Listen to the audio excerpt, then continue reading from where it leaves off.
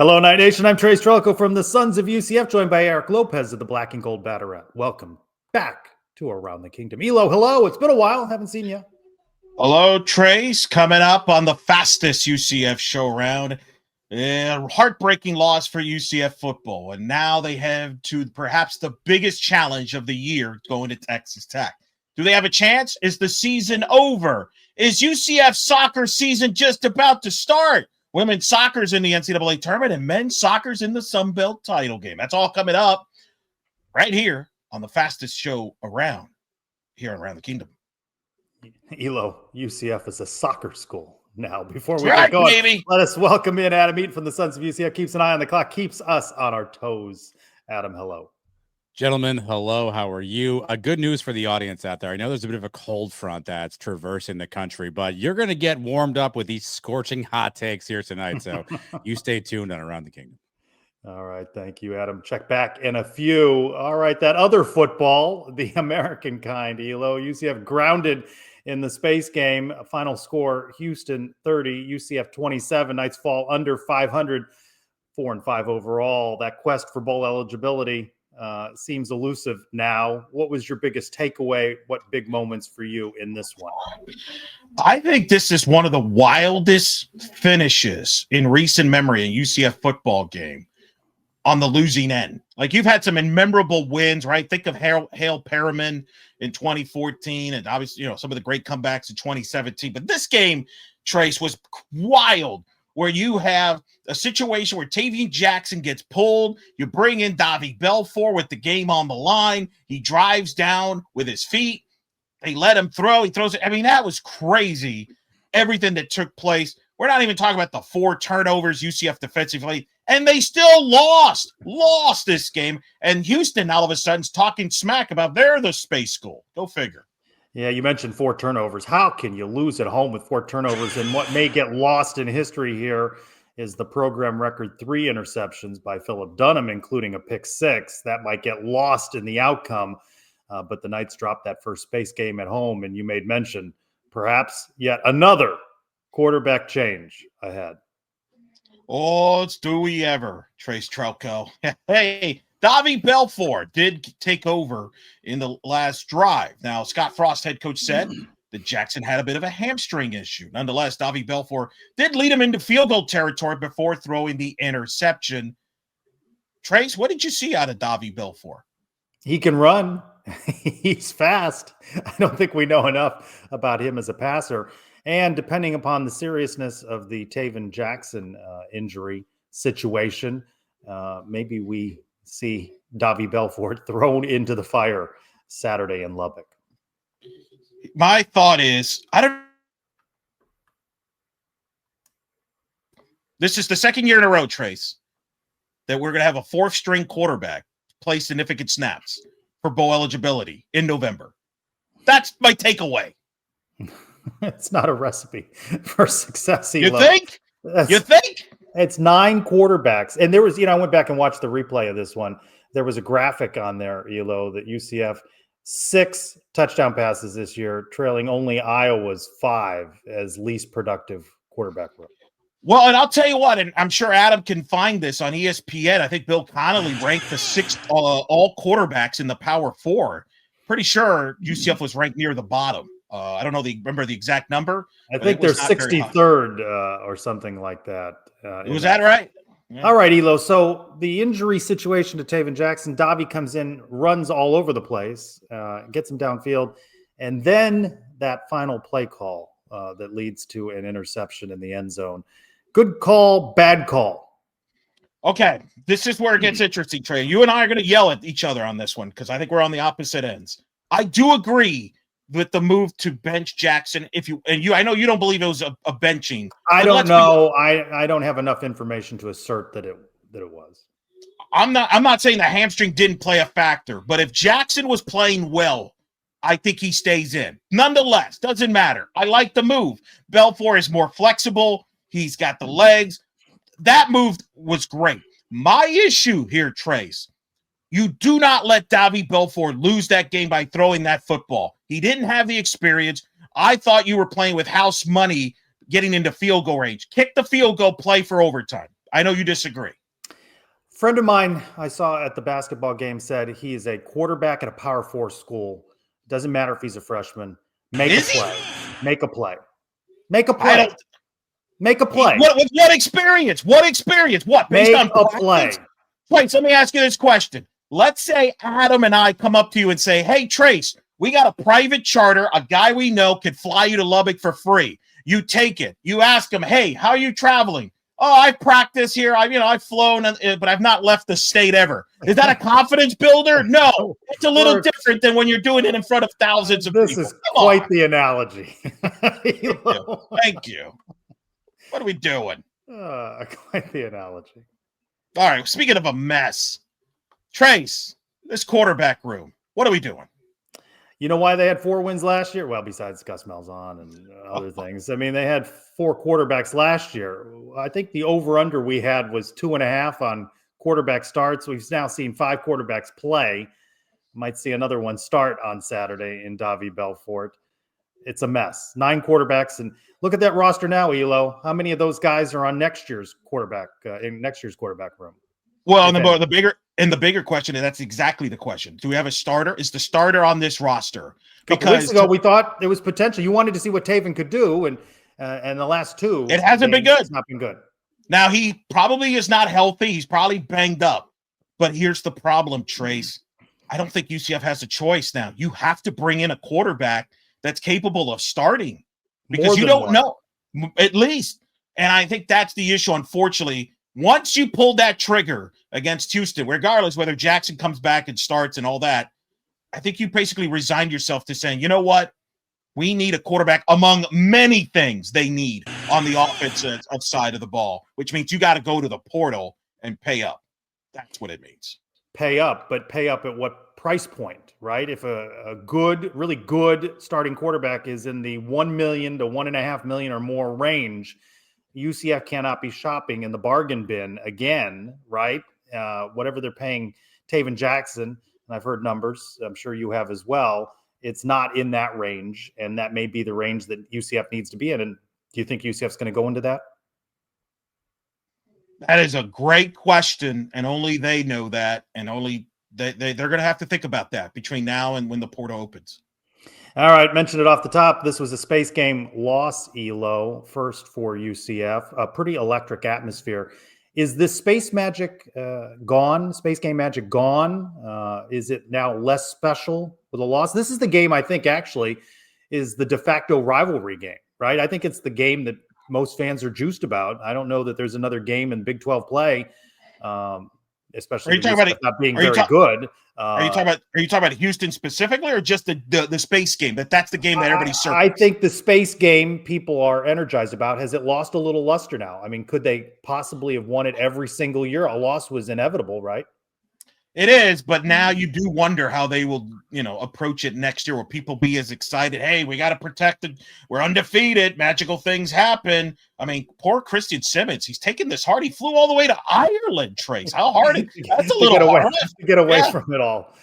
Get away from it all. I do think, look, you and I are in the minority of this. We're not as into this as everybody else is. Would you agree with that? I think that's fair. No, you're into it? I thought the atmosphere was great. This is where I think it is here to stay. I think the fans have really leaned into it. I do think there's a big difference between it being a night game and a day game.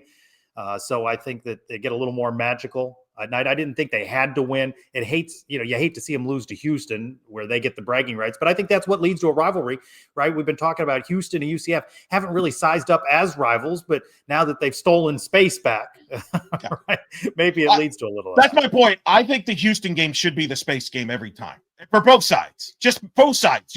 Let's be honest. Both programs need a marketing help for attendance in football. Hello? Why hasn't Houston leaned into this? I mean, even if they're called copycats, they should just do it. They have announced 25,000 in a stadium that holds 40, and they're lost to West Virginia, and they were ranked 22 in the country. Do something gimmicky. The FS1 broadcast was all over it. They constantly compared the two schools. It's a no-brainer. I mean, a lot of the 60,000 that watched the game on TV. I would agree with you on that. 60? So was that the number? Yeah. 60? Yeah. Not a lot of people tuning in, but people are tuning into this show, and rightfully so. And perhaps we could have helped with Scott Frost in a different angle of the goal line. There was a play there down to the goal line. They called a touchback. Scott Frost, Trace, not happy, thought that the ball didn't cross the plane and didn't think the referees told him they didn't have the angle. He wants more cameras by the goal line. Your reaction to Scott Frost? I don't think that's how it works. Correct me if I'm wrong. Yeah. It's not about what UCF wants in terms of cameras. It's about the networks covering it, right? That is correct. Scott, this is what the difference between Fox Sports 1 broadcast and a broadcast on ESPN or ABC even looks like, my friend. Now, in fairness, he got spoiled because TNT went bells and whistles. They would have had the Sky Cam. Yes. We could have seen the Sky Cam view of it. I think Scott Frost is maybe he's going to petition to get every game on TNT. I don't know. Like I said, I don't know. What did you think live? Did you think that was a touchback or not a touchback? From vantage, couldn't tell. Didn't have the angle either. So. I think whatever was going to be the call, it was going to stay regardless of how many camera angles. But hey, Scott, I got bad news for you. Don't look for more camera angles against Oklahoma State. The game's on ESPN Plus. Yeah, that topic in just a moment, Elo. All right, Scott Frost has said this. You've been watching these games, Elo, in person, on TV. He said a couple things go their way. Maybe this is a 6-3 team instead of a 4-5 team. I think he's pointing to some close losses. Obviously, Houston, Kansas was close, right? Do you think, after you've watched 9 games, that this team is as close to turning a corner as Scott Frost seems to think? So it depends on what we're turning into. Are we close to a bowl team? Yes, I do agree with that. I think, a couple plays here and there, you could be a bowl team. Are you close to being a middle of the pack Big 12 team? Yes, I do think that's fair. Are you close to being a Big 12 title contender? No. And we're going to find that out. I have a feeling how far we are this Saturday, my friend. It's going to be far. And it may not even, and I don't even think it has anything to do with coaching or even X's and O's. It might come down with resources because Texas Tech, nobody this likes as well that word in this fan base, Elo. Nobody wants to hear about resources. Trace, you would know this. Red Raider, put on your Red Raider hat on, Trace. A year ago, Texas Tech, weren't they in the same boat UCF was in?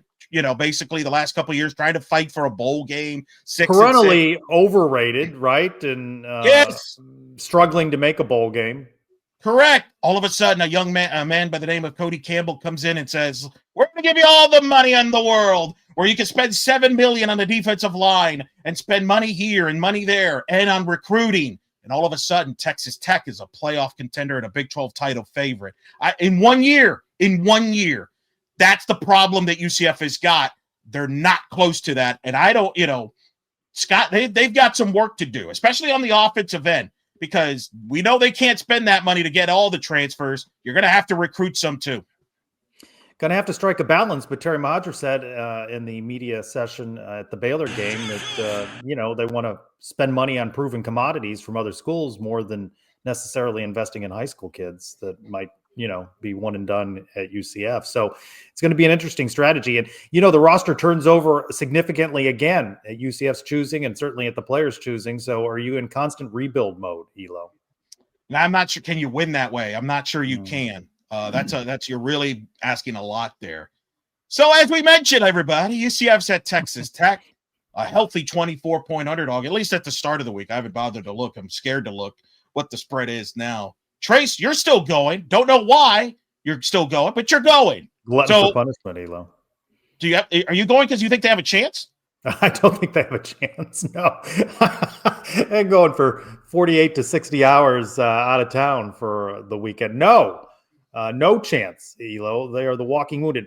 The only chance is if perhaps Texas Tech is hungover after beating BYU, but there's just too much talent. Their second string, which I think we will see plenty of as guys get reps. Okay. UCF's got too many injuries, and even if they weren't as injured as they are now, they mustered 3 points in Waco 2 weeks ago. Who does not have as good of a defense as Texas Tech. No. All right, let me make a case here. Let me make a case for you. Okay. Texas Tech's coming off a big win against BYU, college game day hosting, biggest win in a while, little letdown, hangover. They probably watch UCF's tape, probably don't respect it. Texas Tech in the hundreds, red zone offense, not very good. UCF very good, red zone defense, maybe force some turnovers. Next thing you know, right, you got a game, right? unfortunately, then we have to go on offense against their defense. UCF forced 4 turnovers last week and still could win. All right, Elo. What, though, is more likely? UCF, let's give them the Oklahoma State game, which would be a 5th win. They need 6. They, by the way, just needed to not go 1-4 down the stretch. They're 0-2 to start off that run. They got to win 1 out of 2 on the road at Texas Tech, BYU. If you had to say which was more likely, which would you pick? BYU. Why BYU? BYU doesn't lose at home. They don't lose at home. They're a different team at home and away, but their offense is not that explosive, really.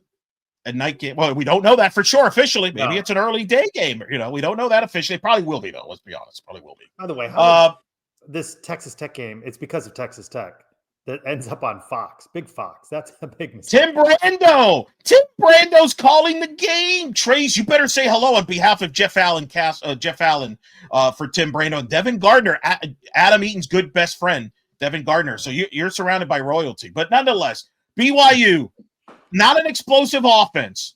I think UCF's defense, granted, if they can somehow get some bodies back, can hang around in that game. And maybe BYU feels the pressure of winning that game. But, I mean, that's the best I got for you. I'm going to say marginally Texas Tech and that's a 1% chance and a 0% chance at BYU, Elo. So what you're saying is, really, this season's over. Is it? I think it's over. Yeah. I think this is a soccer school. How many? So do you? How much of the percentage of the fan base you think is checked out versus still checked out? Everybody. Yeah, I mean the usual diehards, the people watching this. Yeah. Thank you for watching. Please keep watching. We will be on, despite what Trace says. We will be on next week and the week after, maybe. Up to Trace. Yeah, this was it. I think the fan base psyched themselves up for 6 wins. And when you don't win, gut-wrenching fashion there, the interception in the end zone, I think the air is out of the blue. Lose the space game, your pride is diminished. Houston claiming that. No. They looked at a dud in Waco. I'll give you credit. You've said this. Yeah. Dud in Waco. Yeah, that was probably the beginning of the end, right? The dud in Waco. Yeah, I'll give you credit. You said every loss, there's a percentage of fan bases across that lose interest, right? And this was too many. So there's always discussion of relegation in soccer. UCF, Oklahoma State's been relegated on TV, Elo. ESPN Plus, who's calling that one? Who draws the short end of the stick? It's a good question. I hope it's some of my friends. I wouldn't mind like Rini and Goli, although he's doing linear, so probably not. Yeah, this is unique, right? It's bad when like all the networks, okay? We're talking the ESPN linears, Turner, and Fox put a 6-day hold for every game that weekend in the Big 12, except UCF Oak State, where they all agreed, you take it. You put it on your subscribers list. Go make them pay in the fee. That's wild to me. But you know what? I can't. You know what I hope saves it? I hope it's like 41-39. I hope it's a wild bunch of nonsense. Turnovers. Do you really? Yeah. No, I don't want some 6-3 game. I don't want to see some boring game. All right, Adam, we have taken up a lot of time in this A block. We bring Adam Eaton in for the silly game, and we're going to have to go into hyperdrive now. I got you. I got 3 questions. These are multiple choice. You guys loved it so much last week. I can't wait to see what happens again. Eric Lopez, you're up first. Here's the first question. Multiple choice. The biggest reason for the night's struggles: A, offensive line; B, lack of continuity in roster; C, quarterback play; or D, injuries. You must pick one. Attention, Trace Trylko. You must pick one. Offensive line, lack of roster continuity; quarterback play; injuries. Biggest reason for the struggles. C, quarterback play, because I believe quarterback can hide a lot of your flaws if you have a good high-level quarterback play. I think as the season has worn along, it is more of what Elo's saying, but I'm going to stick with the offensive line. If you're stout on the lines, you're going to be in most games. Trace, this one starts with you. If I could give you the power to change just one of these things, which one would you pick? A, Cam Fancher doesn't get hurt. B, Day Farmer doesn't get hurt. C, Dylan Risk doesn't transfer. Or D, EJ Colson doesn't transfer. Oh, what a list. You can only change one of those 4 things. What a list.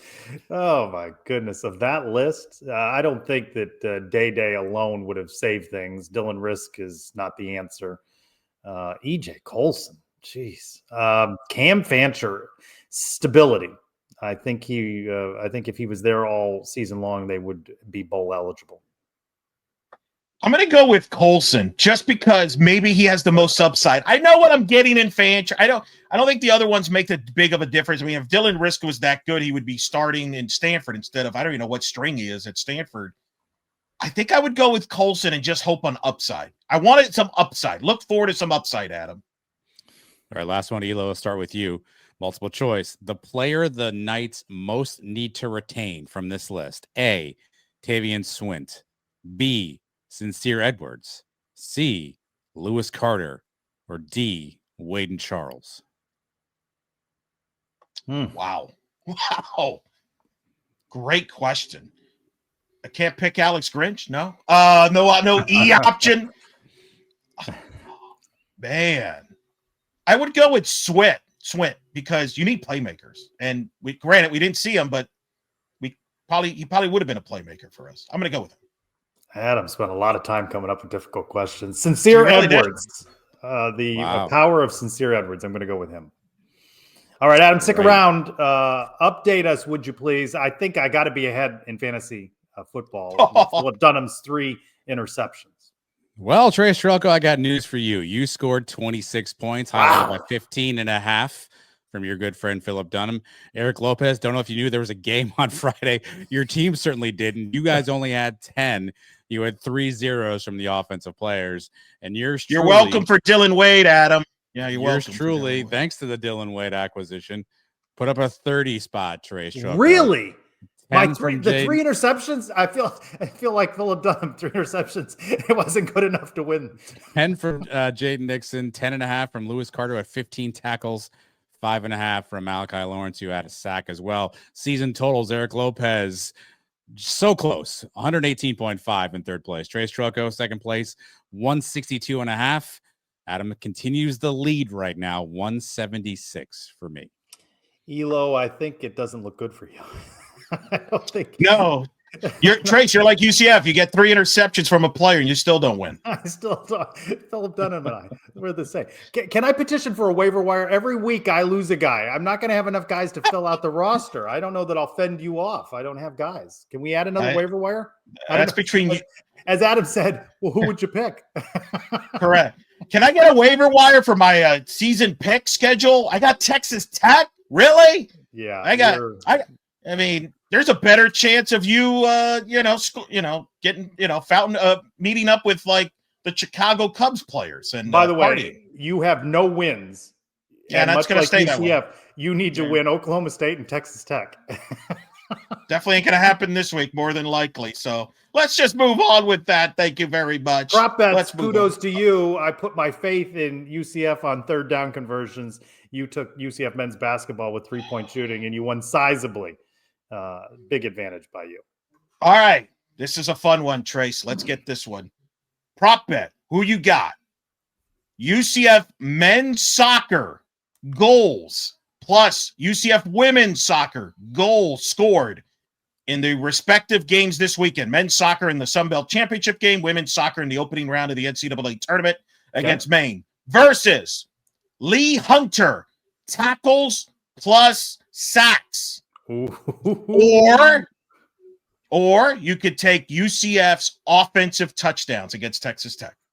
I'm not taking that one. I'm not taking soccer's very low scoring game. These are very big. Lee Hunter for the win. I'll take soccer, which tells you all you need to know how confident we are about this offense. You going to say hello to Lee Hunter? You going to say hello? Always once a night, always a night. At Big 12 Media Days, we exchange pleasantries. So I'm not going to say to him what Paul Rubel said earlier in the week. I'm not going to say that. That's for sure. Probably not. Probably not a very good. All right, Elo, let's speed up real quick on what do you think here? Texas Tech coming in at 6th in the college football playoff. 6th and Tech and BYU 12th, Utah 13th. Positioned here for 2? Texas Tech's in great shape where maybe they don't have to win the Big 12 title game if they get there. If they beat UCF in West Virginia, there might be room to beat Texas Tech. But if Texas Tech blows out BYU or Utah, one bid league, Trace. One bid league. Sorry. So now Brett Yormark rooting for a rematch, perhaps, and any chance for Utah climbing in there? Utah ends with at Baylor, Kansas State, home at Kansas. I think they would need BYU to lose twice. I don't think that's out of the question. BYU's got TCU this Saturday. Then they go to Cincinnati, and then we mentioned then they've got UCF. Yeah. Upset watch. So that's to me the big question there. I think it's going to be BYU and Texas Tech, but I think Texas Tech is superior. I don't think BYU gets in that. Is Texas Tech a national championship contender? I do. I think they can win multiple games in the playoff with the right draw. Yes, I do. I think they bought the team. So, hey, hoops. Trace, you were at hoops. UCF blew out FAMU after bouncing back from the Vanderbilt loss. They got Texas A&M in College Station this Friday night. Encouraged, discouraged, what you've seen? Still too early. I don't take anything from the FAMU game. I still think that it's a work in progress. More depth. I heard Mike O'Donnell say with you in an interview on Black and Gold Banneret that he thought this was the most depth of any Johnny Dawkins team. He said, though, that isn't necessarily a Sweet 16 team, but he saw more depth. I think you see several guys that can score. I still don't know that they bought in entirely on Johnny Dawkins' defensive philosophy. I think we're a better shooting team than last year. They've shot the ball pretty well from the three-point line, for example. They got multiple guys, Carmelo Pacheco, Burks, Beal, Riley. So they might actually be a better shooting team than I thought. Granted, it's 3 games in. Let's not get carried away. I do agree with you. I think defense is still an issue. No rim protection from what we've seen. You give up 105 to Vanderbilt, give up 70-plus against Hofstra. You're not going to win that way in the Big 12. We'll see how they do against A&M on the road. From FAMU to TAMU, if they could steal a win at Texas A&M, I'm buying in a little bit more. I think that's a tough game, though, on the road, Elo. All right, we talked about being a soccer school. Let's talk men's and women's soccer. Soccer back in the NCAA tournament, for the women hosting Maine on Friday. The men advanced to the Sun Belt Championship game. They look pretty sharp in a win at Kentucky. What's your takeaways here? Men's and women's soccer, strong falls for both. Strong to the point with men's soccer's win on Wednesday night at Kentucky, the regular season champions. They're going to play Marshall in the championship game. But I think if they win, they're automatically in the tournament. Yeah. I think if they draw and lose on penalty kicks, they might still be in. As we record this on late Wednesday night, 37 RPI, 2 wins over Georgia Southern, a win over Kentucky, a strong schedule. I think UCF's got a shot to sneak in, and it would be the first time since 2011, Trace, that both men and women's soccer make the NCAAs in the same year. Women's soccer hosting for the first time since 2017. What do you like? What do you think about that matchup with Maine? I think they got a favorable draw when you consider the options they had. They could have played North Carolina. They could have drawn Nobody North Carolina. wants North Carolina. No, the defending Tennessee got them. Have fun with that, Danny White. Yeah. I will say this, be cautious. Maine comes from the same conference that Vermont did, the same Vermont program that in men's soccer upset UCF 2 years ago and won the national title last year. So don't sleep on Maine. But I think UCF's got a favorable draw, potentially to the round of 16 with Duke on the horizon in Raleigh if UCF advances. Volleyball, meantime, they upset Iowa State and their last home match go on the road, get swept at Cincinnati. Got to get a split here. They are at West Virginia coming up on Friday. Time to bring back in Adam. What did we get right? What did we get wrong, Adam?